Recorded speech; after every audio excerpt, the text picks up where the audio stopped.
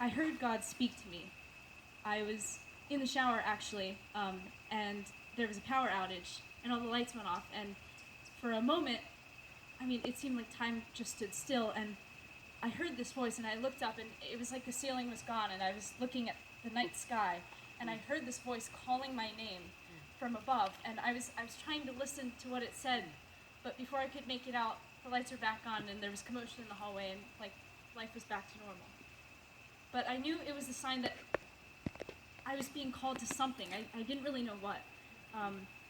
But when I got back, I was in church at St. Vincent's downtown, which is where I usually go, and a really old family friend, came up to me, and like we hadn't seen each other in a really long time, and he told me that his wife was standing in as principal at Notre Dame Prep, and he said that he heard from my mom that I wasn't super happy or comfortable where I was at school, and that I should think about applying. And so my mom and I talked about it in the car, and I was like, no way. Like, I'm not going to change schools. Like, I'd be a junior. Like, I'm doing fine where I am right now.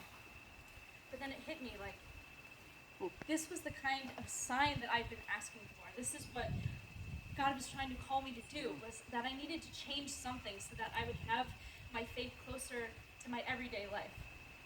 And so, needless to say, that's where I ended up. And I am so thankful for the opportunities I've been given since I've been there. And I mean, my school is so oriented to like about service, and it's taught me that I really can make a career out of serving God.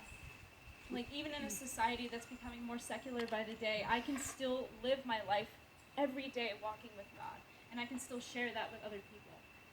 So I ask that you pray for me, that as I go through all of these changes, that I will be more prepared than I was to change high schools, but always to remember that God is by my side, and He's always going to call me to His will, and that, it's not what I want, it's what He wants, because He can see the big picture, and He knows at the end of the day what's going to be right for all of us.